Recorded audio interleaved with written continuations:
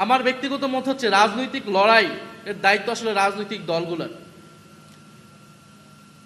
সেই সময় শাপলা এক ভাই বলেছেন যে বিএনপি তাদের সাথে ছিলেন, হেফাজতের সাথে ছিলেন, অবশ্যই সাথে ছিল বিএনপি, কিন্তু বিএনপির ভূমিকা আসলে কিরকম ছিল এইটা আসলে এই সময়ে এসে এটা বিশ্লেষণের দাবি রাখে।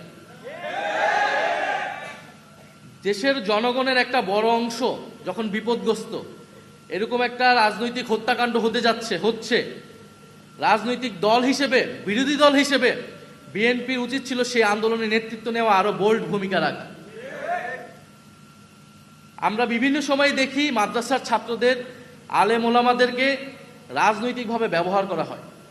এই যে মৃত্যুর মুখে, গুলির মুখে ঢাকা শহরে এনে মাদ্রাসার ছাত্রদেরকে ঠেলে দেওয়া হলো, এর দায় কি বাংলাদেশের সেই সময়ের সকল রাজনৈতিক দল নেবে না?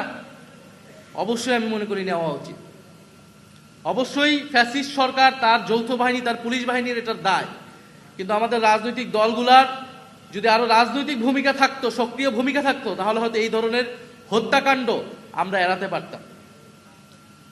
ফলে আমরা চাই না যে আমাদের আলেম ওলামা, আমাদের মাদ্রাসার ছাত্রদেরকে তাদেরকে গুটি হিসেবে ব্যবহার করা হোক, ক্ষমতার হাতিয়ার হিসেবে কেউ ব্যবহার করুক,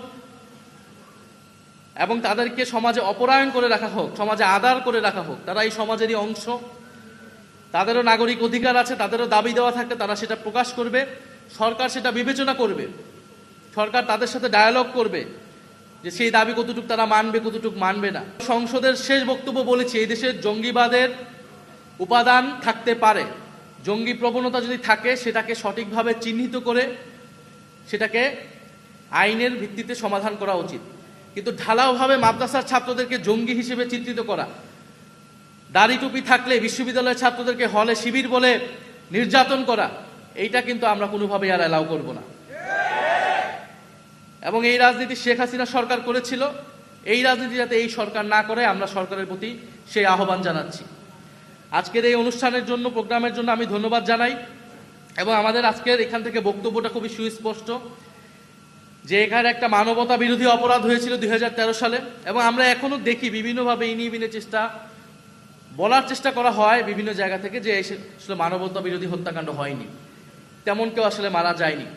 এবং সরকারের উচিত একটা সুস্পষ্ট একটা তদন্ত রিপোর্ট প্রকাশ করা যে আসলে কতজন হত্যাকাণ্ডের শিকার হয়েছিল, সেই পরিবারগুলোর এখন কি অবস্থা, তাদেরকে রাষ্ট্রীয় স্বীকৃতি দেওয়া, এবং ভবিষ্যতের জন্য আমাদের নতুন প্রজন্মকে সচেতন করতে হবে আমাদেরকে, যাতে এই ধরনের হত্যাকাণ্ড, এই ধরনের যে সমাজে বিভাজন হয়ে যাওয়া, সেটা যাতে আর না হয়।